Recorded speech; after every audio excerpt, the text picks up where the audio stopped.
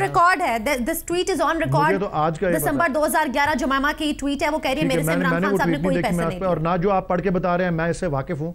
मैं किसी ऐसी दस्तावेज पर तबसरा नहीं कर सकता जो मैंने खुद देखी ना हो और मेरे सामने ना हो और मैंने केस को स्टडी ना किया। ये आज लेकिन मैंने आज ये सुप्रीम कोर्ट में सर आपकी जानिब से आज सुप्रीम कोर्ट में ये डॉक्यूमेंट्स तरीके इंसाफ की जानिब से दायर किए गए हैं, सुप्रीम कोर्ट के अंदर ये दायर किए गए हैं सर डॉक्यूमेंट्स।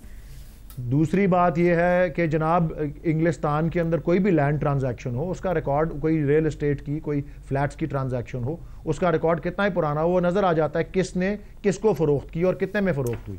सर हम बनीगाला की बात कर रहे हैं ना, लंदन। और अगर ये मामला कोर्ट में है इस वक्त, तो उस कोर्ट में इसको फिर जो जिन्होंने केस किया हुआ है और जो केस का डिफेंस कर रहे हैं, जब ये फैसले की नौबत आएगी फिर उस वक्त हम पनामा केस में तो फैसला आ चुका हुआ है। ऑफिस में ये भी कहा कि जो इल्जामात लगाए गए हैं उनका और जेआईटी ने भी कहा है कि कतरी शहजादा नहीं आ रहा और सुप्रीम कोर्ट ने कहा है कि कतरी शहजादा नहीं आएगा तो हम उस खत को रद्दी की टोकरी में फेंक देंगे।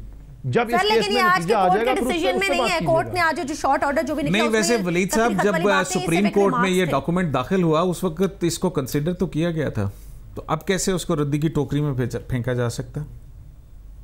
किस डॉक्यूमेंट के आज रिमार्क्स मौजूद हैं?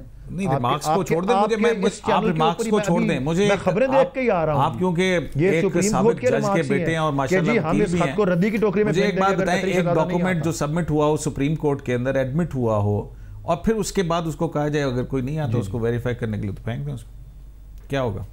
कैसे हो सकता है? Is it possible? ये कहा है ना, आज कोर्ट ने ऑब्जर्व किया, ये इस चैनल ने रिपोर्ट किया जिसमें आपसे बतौर lawyer but I ask you Qayyum Siddiqui साहब, क्या ऑब्वियसली जब वो बंदा उसको वेरीफाई करने के लिए नहीं आएगा तो वो रद्दी की टोकरी ही कंसीडर किया जाए? अब देखिए कहने का मतलब ये है कि उसकी एविडेंशियल वैल्यू और कुछ नहीं होगी, ये उनके कहने का मतलब है। वो रद्दी की टोकरी का लफ्ज इस्तेमाल है कि आप मेरे पास आ जाएं या उधर आ जाएं।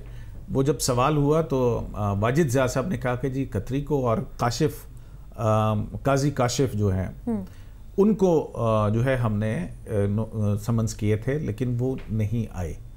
तो अब कतरी ने क्या लिखा था उनको ये उन्होंने नहीं बताया। आया कतरी ने ये कहा है कि आप मेरे पास आ जाएं या मैं पाकिस्तान आऊँगा या कब आऊँगा कब नहीं आऊँगा। सो ये सारी डिटेल्स जो हैं वो बिल्कुल हमें नहीं पता है, तो लिहाजा इससे किसी भी किस्म का इन्फ्रेंस ड्रॉ नहीं किया जा सकता। अभी भी जैसे कि ये मामला अभी आपने कहा कि हुसैन नवाज कह रहे हैं कि उनको कल परसों जो है वो नोटिस सर्व किया गया, जीआईटी कह रही है कि हमने तो 19 को सर्व किया था। तो ये कन्फ्यूजन्स जो हैं वो क्रिएट हो रही हैं। तो मेरी एक तजवीज़ ये है कि जीआईटी कुछ ना करे। हम नहीं डिमांड करते कि जीआईटी जो है वो ये ऐसा कोई जो तहकीकात की तफसीलात दे, लेकिन एक काम तो हो सकता है कि वो एक प्रेस रिलीज जारी कर दें कि फ़लाँ तारीख को फ़लाँ शख्स को हमने समन किया। सिंपल। तो एक ट्रांसपेरेंसी तो आ जाएगी ना। बिल्कुल ठीक है। आप कह रहे थे ना अभी इनसे कुछ इन्फ्रेंसेस हम ड्रॉ कर सकते हैं। एक इन्फ्रेंस हम खाजा साहब ये भी इसमें से ड्रॉ कर रहे हैं कि दस्तावेजात दोनों जगह पर पूरे नहीं है सर, लूप होल्स दोनों साइड्स के दस्तावेजात के अंदर है। ऐसी सूरत हाल के अंदर सवाल फिर वही बनता है कि दोनों की इकट्ठी नाअहली क्या आपको नज़र आ रही है?